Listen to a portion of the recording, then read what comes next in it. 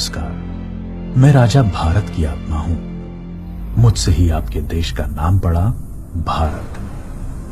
मैंने इतिहास की बहुत सारी घटनाएं अपने अंतःकरण में समाये रखी हैं। ये आपको अपने गौरवशाली इतिहास और तुम्हारे शूरवीरों के साहसिक कार्यों से अवगत कराएंगी। आज मैं आपको कहानी सुनाता हूं एक अनोखे वीर पुत्र की, जिसका नाम था छत्रपति शिवाजी महाराज। सन 1627 ईस्वी पूरे भारत पर मुगल साम्राज्य का आधिपत्य था। उत्तर में शाहजहां तो बीजापुर में सुल्तान मोहम्मद आदिल शाह और गोलकोंडा में सुल्तान अब्दुल्ला कुतुब शाह। डेक्कन के सुल्तान सेना के लिए हमेशा मुस्लिम अफसरों को ही प्राथमिकता देते थे। बंदरगाहों पर पुर्तगालियों का कब्जा था और थल मार्ग पर मुगलों का अधिकार। इसलिए उत्तरी अफ्रीका और मध्य एशिया से मुसलमान अधिकारियों को ला पाना मुमकिन नहीं था और डेक्कन के सुल्तानों को हिंदू अधिकारी नियुक्त करने पड़ते थे। आदिल शाह की सेना में एक मराठा सेनाध्यक्ष था, शाहजी भोसले। शाहजी सेना में उच्च पद पर आसीन था। सन 1630 में महाराष्ट्र में जुन्नर के समीप शिवनेरी के किले में उनके और जीजाबाई के यहां एक पुत्र का जन्म हुआ। स्थानीय देवी शिवाय के नाम पर पुत्र का नामकरण हुआ, जो आगे चलकर छत्रपति शिवाजी महाराज के नाम से विश्व विख्यात हुए। शिवाजी के पिता काफी समय घर से दूर रहे थे, इसलिए बचपन में उनकी देखरेख माता जीजाबाई और गुरु दादोजी कोंडेव ने की। दादोजी ने उन्हें युद्ध कौशल और नीति शास्त्र सिखाया, तो जीजा माता ने हिंदू धार्मिक कथाएं। जब दादोजी का सन 1647 में निधन हुआ, तब उनका यह मानना था कि शिवाजी अपने पिता की ही तरह आदिल शाह की सेना में उच्च पद पर आसीन होंगे, लेकिन विधि को कुछ और ही मंजूर था। सन 1646 के समय भारत में किसी हिंदू शासक का अपना स्वतंत्र राज्य स्थापित कर पाने के लिए इन तीन परिस्थितियों का पूरा होना जरूरी था। एक, कि वो शक्तिशाली साम्राज्यों के केंद्र से दूर हों, जमीन खेती के लिए अनुपयोगी हो और जंगलों से घिरा हुआ हो, ताकि छापामार युद्ध या गुरिल्ला वॉरफेयर करा जा सके। ये परिस्थितियां 1646 में शिवाजी के लिए अनुकूल बनी, जब उन्होंने स्थानीय किसानों मावली के समर्थन से अपनी सेना का निर्माण किया। शिवाजी को भली भांति याद था कि किसी भी साम्राज्य को स्थापित करने के लिए किलों की क्या महत्व है। इसलिए सिर्फ 15 साल की उम्र में ही उन्होंने आदिल शाही अधिकारियों को रिश्वत देकर तोड़ना, चाकन एवं कोंडना किलों को अपने अधिकार में कर लिया। इसके बाद उन्होंने आबाजी सोमदेव की मदद से थाना, कल्याण और भिवंडी के किलों को मुल्ला अहमद से छीनकर अपने अधिकार में कर लिया। इन घटनाओं से आदिल शाही साम्राज्य में हड़कंप मच गया। शिवाजी को रोकने के लिए उनके पिता को गिरफ्तार कर लिया गया। इसलिए शिवाजी ने अगले 7 बरस तक आदिल शाह पर सीधा आक्रमण नहीं किया। शिवाजी ने यह समय अपनी सेना को बढ़ाने और प्रभावशाली देशमुखों को अपनी ओर करने में लगाया। धीरे धीरे उन्होंने एक विशाल सेना खड़ी कर ली, जिसके घुड़सवार नेताजी पलकर ने संभाल रखी थी और पैदल सेना यशाजी कनक ने। अब तक शिवाजी के पास 40 किले भी आ चुके थे। शिवाजी के बढ़ते प्रभाव को रोकने के लिए सन 1659 में बीजापुर की बड़ी साहिबा ने अफजल खान को 10,000 सिपाहियों के साथ शिवाजी पर आक्रमण करने का हुक्म दिया। अफजल खान अपनी क्रूरता और ताकत के लिए जाना जाता था।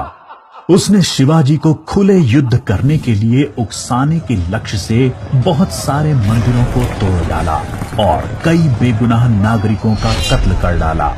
लेकिन शिवाजी ने चतुराई और रण कौशल का परिचय देते हुए छापामार पद्धति से युद्ध चालू रखा। इस समय वो प्रतापगढ़ किले में रहे, जो कि चारों तरफ से घने जंगलों से घिरा हुआ था। अंत में अफजल खान ने शिवाजी को धोखे से मारने की साजिश रची। उसने शिवाजी को मिलने का न्योता भेजा। जब वो मिले, अफजल खान ने अपनी मजबूत पकड़ में शिवाजी को दबाकर मार डालने का प्रयास किया। शिवाजी पहले से तैयार थे। अपने छुपाकर रखे हुए बाग नाका से उन्होंने अफजल खान का पेट ही चीर डाला, जो कि उनसे 2 गुना विशालकाय था। इसके बाद प्रतापगढ़ की लड़ाई में शिवाजी ने अफजल खान की सेना को करारी मात दी। शक्तिशाली अफजल खान की हार से बीजापुर का सुल्तान स्तब्ध रह गया। अब की बार रुस्तम जमान को भेजा गया। 28 दिसंबर 1659 को शिवाजी ने रुस्तम जमान की सेना पर सामने से हमला बोल दिया। साथ ही उनकी सेना की 2 और टुकड़ियों ने दोनों दिशाओं से रुस्तम की फौज पर आक्रमण कर दिया। रुस्तम जमान शर्मिंदाजनक स्थिति में लड़ाई के मैदान से अपनी जान बचाकर भाग गया। सन 1660 में आदिल शाह ने अपने सेनापति सिद्दी जौहर को शिवाजी पर हमला करने के लिए भेजा। शिवाजी पन्हाला किले में थे और सिद्दी जौहर की सेना ने किले को चारों ओर से घेर लिया। शिवाजी ने सिद्दी जौहर को मिलने का न्योता दिया और जब वो मिले, आदिल शाह को संदेश भिजवा दिया कि सिद्दी जौहर उनसे गद्दारी कर रहा है। इससे आदिल शाह और सिद्दी जौहर के बीच लड़ाई छिड़ गई, जिसका फायदा उठाकर शिवाजी एक रात अपने 5000 सिपाहियों के साथ पन्हाला किले से बाहर निकल आए। बाजी प्रभु देशपांडे ने न सिर्फ सिपाहियों के साथ दुश्मन सेना को उलझाए रखा, जिसकी वजह से शिवाजी सकुशल विशालगढ़ पहुंच गए।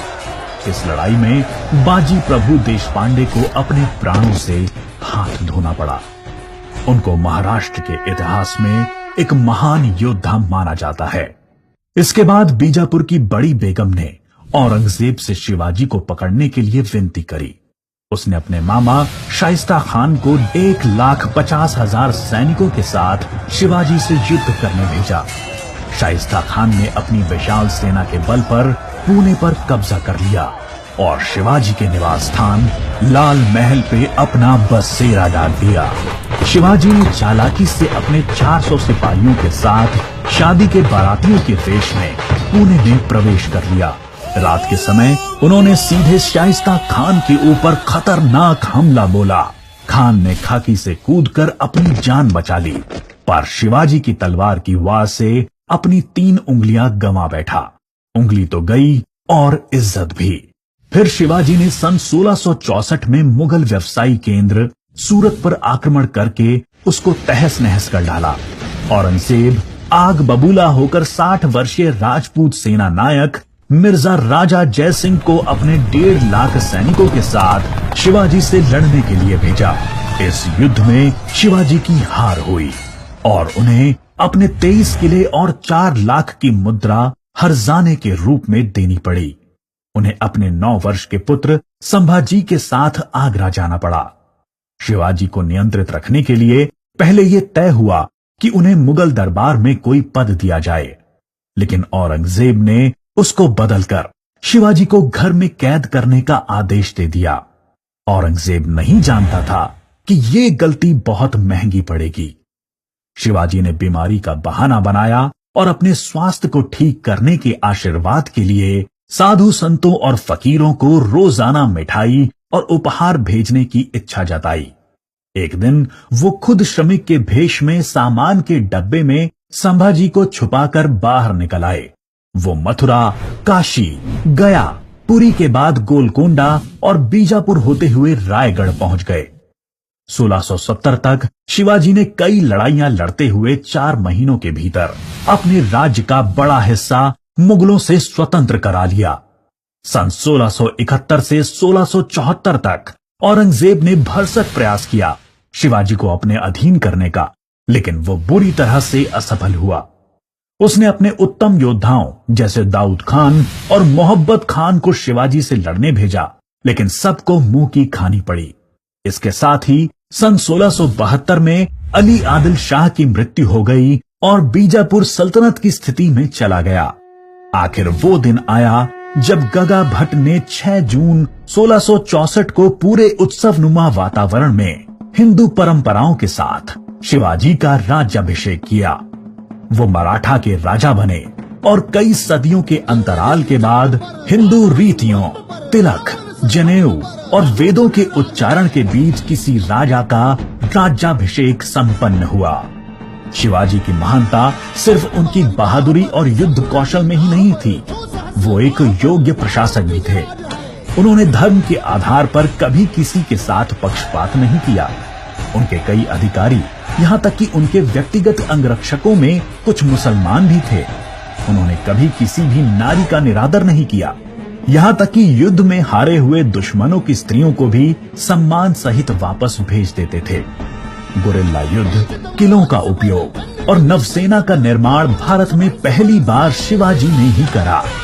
उन्होंने 4 किलों तथा 2000 सैनिकों से शुरुआत की थी और उनकी मृत्यु के समय तक ये गिनती 300 किलो एवं 1 लाख सैनिकों की हो गई थी। मार्च 1680 में शिवाजी का स्वास्थ्य खराब हो गया। तेज बुखार और पेचिस के चलते 5 अप्रैल 1680 को 52 साल की छोटी सी उम्र में इनका स्वर्गवास हो गया। औरंगजेब ने सोचा कि शिवाजी की मृत्यु के बाद मराठा राज्य खत्म हो जाएगा, लेकिन ऐसा हुआ नहीं। पहले उनके पुत्र संभाजी ने और उसके बाद छत्रपति राजा राम ने मराठा शासन की बागडोर संभाली। औरंगजेब को करीब 25 सालों तक मराठाओं के साथ युद्ध लड़ना पड़ा, जिसकी वजह से वो अपनी मृत्यु के समय तक पूरी तरह से बर्बाद हो चुका था।